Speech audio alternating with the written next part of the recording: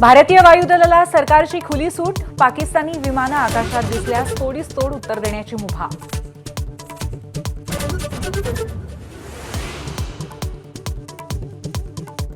पाकिस्तानी सरकार आणि दहशतवाद्यांचं साटलोट ऑपरेशन सिंदूरने जगासमोर आणला पाकिस्तानचा खरा चेहरा. दहशतवादी मुदस्सिरला गार्ड ऑफ ऑनर तर दहशतवाद्यांच्या अंत्यसंस्काराला सैन्याधिकारी. अमृतसर जवळच्या जेठुवाल गावामध्ये रात्री पडलं पाकिस्तानी रॉकेट, तर गुजरातच्या कच्छमध्ये हाय टेन्शन वायरला धडकल्यामुळे ड्रोनचा स्फोट.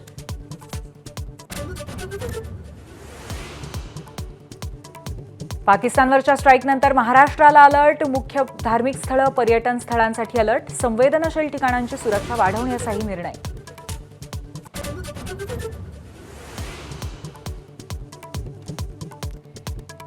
एबीपी न्यूजच्या सत्य पत्रकारितेला पाकिस्तान घाबरला. सरकारकडनं फेसबुक पेज ब्लॉक. पाकिस्तानी जनतेपर्यंत सत्य पोहोचू नये यासाठी रडीचा डाव.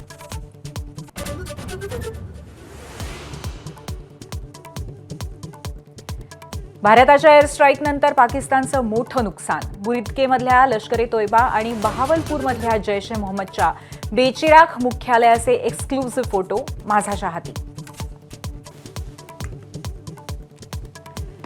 भारताच्या हल्ल्यानंतर पाकमध्ये हालचाली वाढल्या. ताबारेषा आणि आंतरराष्ट्रीय सीमेवरती युद्धसामग्री आणि रणगाड्यांची जमवाजमव. सीमावर्ती भागातली पाकमधली गावंही रिकामी.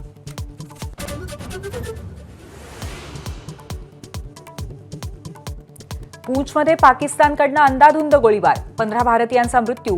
गोळीबारामध्ये हरियाणातील जवान दिनेश कुमार शहीद. सीमेवरनं एबीपी माझाचा ग्राउंड रिपोर्ट.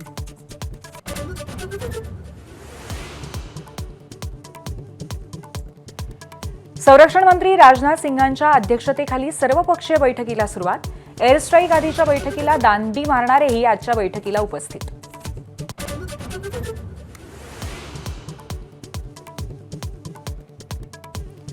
संसदेत विरोधी बाकांवर बसायचं की नाही ते सुप्रिया सुळेंनी ठरवावं. शरद पवारांचं इंडियन एक्सप्रेसच्या मुलाखतीत मोठं वक्तव्य.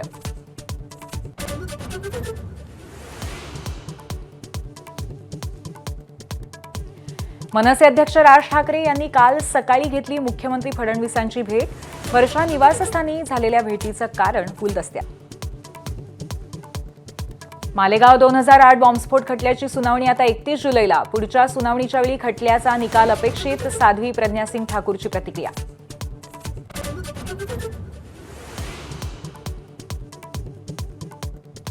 तेलंगणामधल्या पोलीस आणि नक्षलवाद्यांमध्ये चकमक. भूसुरुंगाच्या स्फोटामध्ये 5 पोलीस शहीद तर 8 नक्षलवाद्यांचा खात्मा. एबीपी माझा, उघडा डोळे बघा नीट.